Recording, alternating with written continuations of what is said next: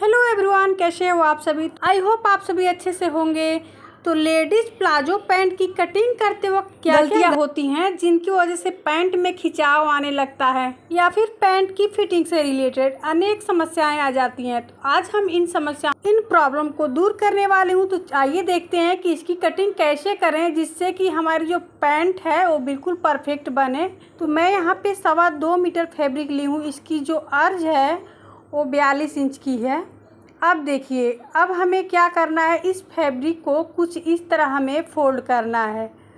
तो खड़ा जिधर से अर्ज होता है उधर से हमें कुछ इस तरह इसको फोल्ड कर देना है। तो यहाँ आपने देखा कि फैब्रिक को हमें किस तरह फोल्ड करना है। तो देखिए, कुछ इस तरह मैं फैब्रिक को फोल्ड करके बराबर कर ली हूँ, कहीं से भी सिलवटें नहीं होनी चाहिए।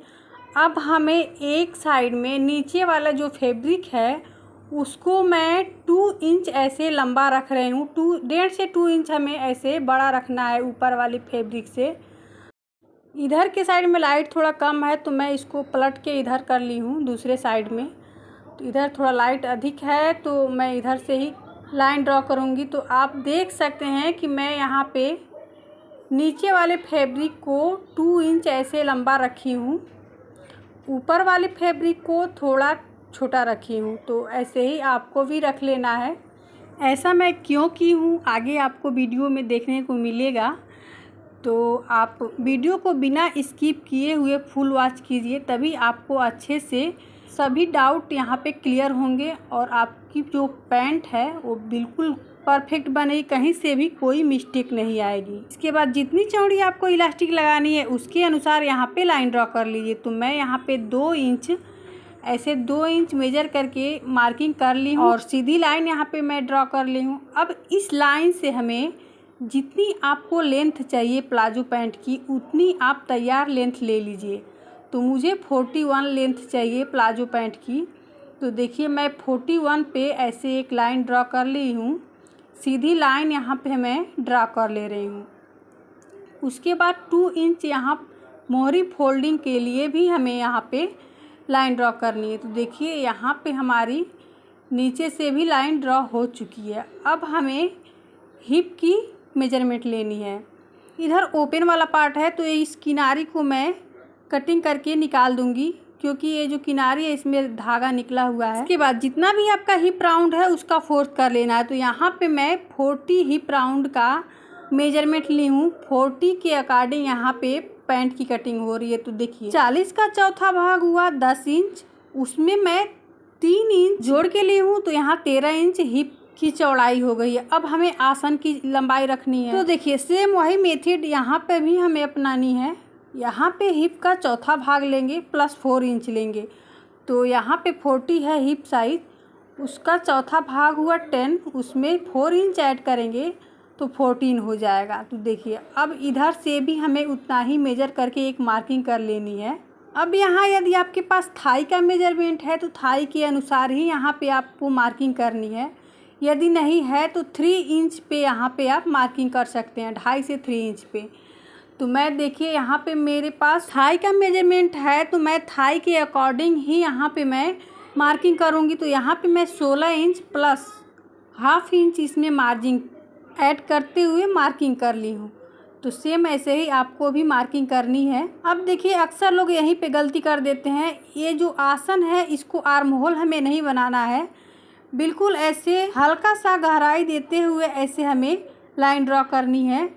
इस तरह लाइन ड्रॉ करने से हमारी पैंट में एक्स्ट्रा खिंचाव बिल्कुल नहीं आएगी और हमारी पैंट एकदम परफेक्ट तैयार होगी। अब इधर से हमें 2.5 इंच पे एक मार्किंग करनी है। उसके बाद जितना भी आपको मोहरी राउंड रखना है उतना आप ले लीजिए और उस पर 1 इंच इसमें मार्जिन ऐड करते हुए एक लाइन ड्रॉ कर लीजिए। अब हमें शेपर की हेल्प से यहाँ पे हमें लाइन ड्रॉ कर लेनी है। शेपर नहीं है तो भी आप हाथ से भी, फ्री हैंड से भी इसकी लाइन ड्रॉ कर सकते हैं। तो देखिए, कुछ इस तरह हमें लाइन को ड्रॉ कर लेनी है। तो यहाँ हमारी पैंट की एक साइड की लाइन ड्रॉ हो चुकी है। अब दूसरे साइड भी हमें लाइन ड्रॉ करनी है। तो देखिए, अब इसी फट्टी के हेल्प से इधर भी हमें लाइन ड्रॉ करनी है। अब देखिए, इस फट्टी को हमने पलट के यहाँ पे रख लिया।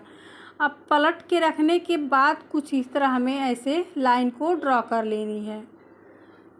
तो आपने देखा होगा जो भी पैंट आप रेडीमेड पहनते हैं तो कुछ इसी तरह पैंट का शेप होता है, तो सेम ऐसे ही हमें तैयार कर लेना है।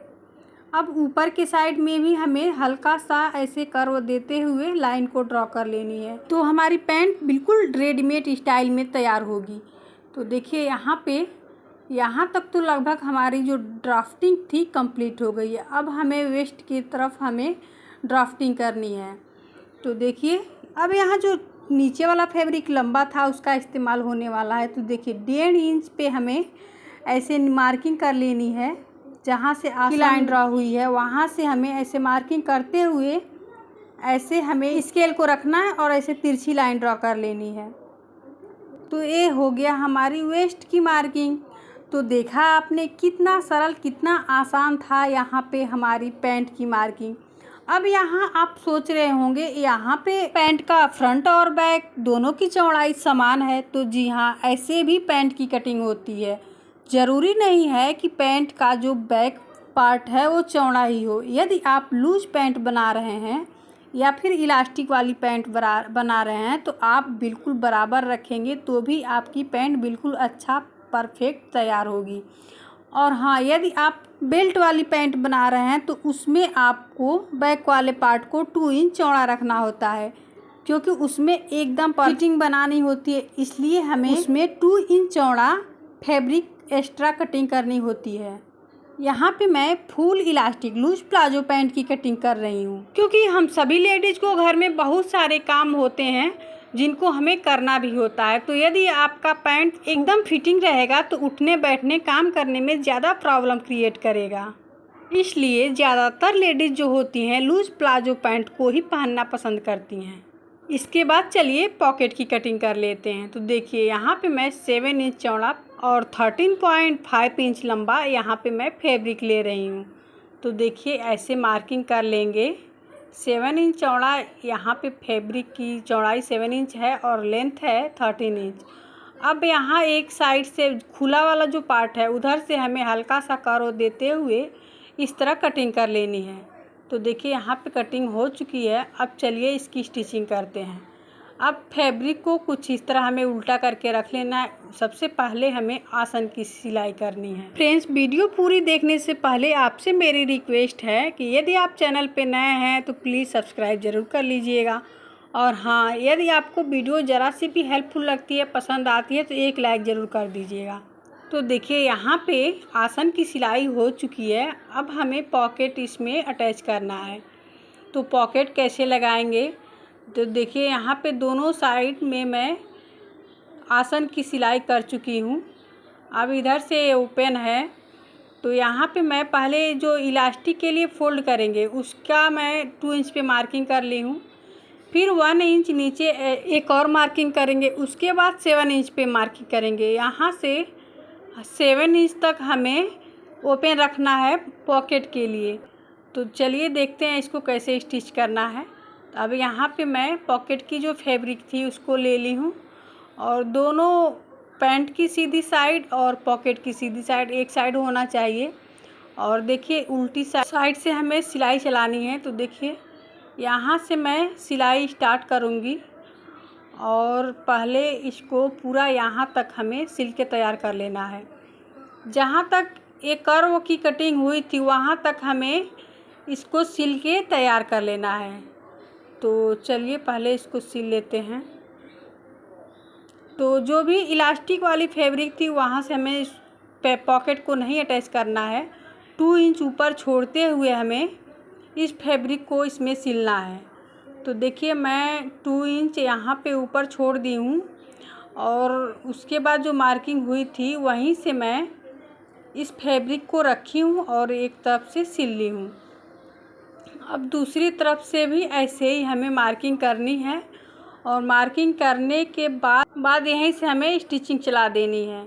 तो चलिए इसको स्टिच कर लेते हैं। तो देखा आपने, यहाँ पे पॉकेट लगाना बिल्कुल इजी है, इसमें कोई प्रॉब्लम नहीं आएगी। बहुत से लोगों को पॉकेट लगाने में काफ़ी प्रॉब्लम आते हैं, पॉकेट लगाना नहीं चाहते हैं। तो इस तरीके से यदि आप पॉकेट को सिलेंगी तो बिल्कुल परफेक्ट आपकी सिलाई होगी। अब देखिए, इसको हमें सीधी साइड में ऐसे रखना है और इस पॉकेट को स्टिच कर देना है। स्टिच करने के बाद फिर इसको पॉकेट को हमें उल्टा करना है और इस पे एक और स्टिच चला लेना है, पक्का कर लेना है स्टिच चला के, जिससे कि जो पॉकेट की सिलाई है बाद में खुले ना। अब देखिए, अब इस फैब्रिक को, दोनों पैंट वाले फैब्रिक को एक दूसरे पे एकदम बराबर रखते हुए ऐसे हमें पकड़ना है और जहाँ तक 1 इंच तक यहाँ पे जो मार्किंग हुई थी वहाँ तक हमें इसको स्टिच चला लेनी है और वहीं पे चला के हमको टर्न कर लेना है। उसके बाद फिर डबल स्टिच चला लेनी है और स्टिच चला के हमें पक्का कर लेना है। तो देखिए, ऊपर की स्टिच हो चुकी है, अब दूसरे साइड की भी हमें स्टिच करनी है। तो जो हमारा पैंट का नीचे वाला पार्ट है उसको बराबर करेंगे मोहरी के साइड में, और उसको बराबर करते हुए हमें मोहरी के साइड से सिलना स्टार्ट करना है। और सिलते हुए हमें जहाँ तक हमने मार्किंग 7 इंच पर किया था, जहाँ तक हमें ओपन छोड़ना है वहाँ तक हमें सिलते हुए जाना है और वहीं पे पक्का कर लेना है, स्टिच को लॉक कर देना है। तो देखिए, कुछ इस तरह हमें सिलाई जो हुई थी उसी पे हमें दोबारा से स्टिच करना है और स्टिच करते हुए डबल सिलाई चला लेनी है। तो देखिए, इस तरह जब यदि आप सिलाई करेंगी तो आपका पॉकेट बिल्कुल परफेक्ट होगा, इसमें कोई प्रॉब्लम नहीं आएगी। तो जो बिगिनर्स हैं वो थोड़ा डरेंगे, लेकिन जब एक बार आप बनाएंगी तो बिल्कुल आसानी से बन जाएगा, आपको कोई दिक्कत नहीं आएगी। अब इस पॉकेट को भी हमें बंद कर लेना है। तो देखिए, यहाँ पे मैं पॉकेट को बंद कर ली हूँ। अब ये जो पॉकेट है ये फ्रंट के साइड में ऐसे करना है और इसको पिन अप कर लीजिए या फिर एक रफली स्टिच चला लीजिए इस पर। और जब आपको नेफा फोल्ड करना होगा तो इसको इलास्टिक लगाने के लिए तो आप इसको इसमें ज्वाइन कर लीजिएगा। तो देखा आपने, ये पॉकेट हमारा कितना अच्छी तरीके से यहाँ पे स्टिच हो चुका है। अब हमें टॉप स्टिचेज इस पे पॉकेट पे चलानी है। तो देखिए, यहाँ पे मैं जहाँ तक खुला था उस पे मार्किंग कर ली हूँ, जितना स्टिच चलाना है उतना हमें मार्किंग कर लेनी है और ऐसे हमें इस पे स्टिच चला लेनी है टॉप स्टिचेज। तो इससे क्या होगा कि जो हमारी पॉकेट है वो बिल्कुल फिनिशिंग के साथ तैयार हो जाएगी। तो यहाँ पे चलिए इसको स्टिच कर लेते हैं।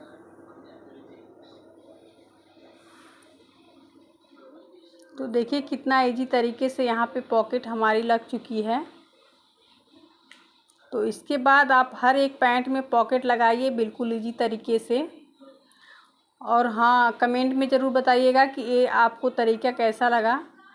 अब देखिए, अब ऊपर से हमें स्टिच चलाते जाना है और दूसरे साइड भी पॉकेट को हमें टॉप स्टिचें चला लेनी है। तो यहाँ पे टॉप स्टिचें चलाने के बाद जहाँ हमारी पॉकेट का ओपन पार्ट समाप्त होता है वहीं पे हमें सिलाई को लॉक कर लेना है और हमारी जो सिलाई है कंप्लीट हो जाएगी पॉकेट की। तो देखा आपने कितनी इजी तरीके से यहाँ पे पॉकेट की सिलाई हो चुकी है। तो देखिए, कितना प्यारा, कितना फिनिशिंग के साथ हमारी पॉकेट तैयार हो चुकी है।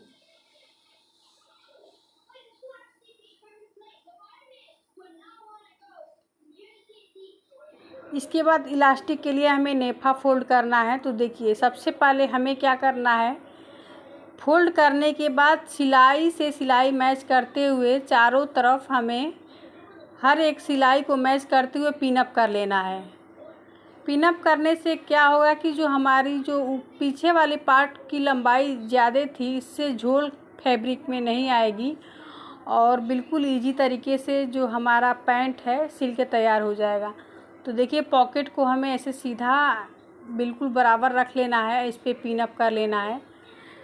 तो पिन अप करने के बाद इस पर स्टिच चला लेनी है। तो चलिए देखते हैं इसको स्टिच कैसे चलानी है। तो देखिए यहाँ पे हमारी स्टिच कंप्लीट हो जाती है नेफे की। अब इसमें हमें इलास्टिक लगानी है। तो यहाँ पे मैं जो नीचे वाला मोहरी है यहाँ पे मैं इसको पहले स्टिच कर रही हूँ। तो देखिए कुछ इस तरह हमें पहले फोल्ड कर लेना है फैब्रिक को। यहाँ पे मैं मोहरी को किस तरह गुम सिलाई की हेल्प से मोहरी की सिलाई की फिनिशिंग कैसे की जाती है यहाँ पे मैं आपको बताने की कोशिश की हूँ। तो देखिए कुछ इस तरह हमें फैब्रिक को एक बार फोल्ड करना है और उसके बाद दूसरी साइड में ऐसे लेते जाना है। तो देखिए कुछ इस तरह हमें फोल्ड करना है और उसको स्टिच कर देना है। तो देखिए पहले किनारी मैं हल्का पतला फोल्ड कर ली हूँ 1/2 इंच। उसके बाद जितना मैं मार्जिन रखी थी फोल्डिंग के लिए उतना फैब्रिक को फोल्ड कर ली हूँ। उसके बाद इस पर स्टिच चलाई हूँ। सेम ऐसे ही आपको भी स्टिच करना है। अब देखिए कुछ इस तरह हमें स्टिच कंप्लीट कर लेनी है दूसरे साइड में भी। अब देखिए पैंट को अब ये जो मोहरी है उसको कुछ इस तरह हमें पलटना है और पलट के इसको स्टिच चलानी है। तो यहाँ देखिए पलटने के बाद कुछ इस तरह हमारी जो सिलाई है फिनिशिंग के साथ आई है। तो यहाँ पे जो सिलाई है बिल्कुल गुम सिलाई की जैसे एकदम फिनिशिंग के साथ आई हुई है। इसके बाद चारों तरफ से इस पर स्टिच चला लेंगे मोहरी पे। तो यहाँ पे मोहरी भी हमारी कंप्लीट हो जाएगी। तो देखिए मोहरी भी कंप्लीट हो गई। अब इसमें इलास्टिक लगाना बाकी है। तो इलास्टिक भी चलिए लगा लेते हैं। तो देखिए कितना फिनिशिंग के साथ हमारा नेफा भी सिल के तैयार हो गया है। अब मैं इसमें इलास्टिक ले ली हूँ और पिन की हेल्प से इसमें मैं एंटर कर ले रही हूँ। यहाँ पे इलास्टिक लेने के लिए जितना भी आपका वेस्ट है उसमें 8 इंच माइनस करके इलास्टिक लेनी होती है। तो यहाँ पे मैं वेस्ट के अकॉर्डिंग 8 इंच माइनस करके इलास्टिक ले ली हूँ। उसके बाद देखिए इलास्टिक एंटर करने के बाद इलास्टिक को जॉइंट कर लेना है। उसके बाद हमें इस पर स्टिच चला लेनी है। स्टिच यदि नहीं चलाएंगे तो बाद में इलास्टिक जो है फोल्ड हो जाता है, इसलिए इलास्टिक पे स्टिच चलाना ज़्यादा ज़रूरी होता है। तो देखिए अभी इसको मैं प्रेस करके नहीं रखी हूँ, मैं आपको बिना प्रेस के ही दिखा रही हूँ कितना बिना प्रेस के ही कितना इसमें फिनिशिंग आई है सिलाई में। तो फ्रेंड्स कहीं पे भी कोई भी डाउट है तो कमेंट में ज़रूर पूछिएगा। तो आज के लिए बस इतना ही, मिलते हैं अगले वीडियो में। तब तक के लिए bye, take care, thank you for watch my videos.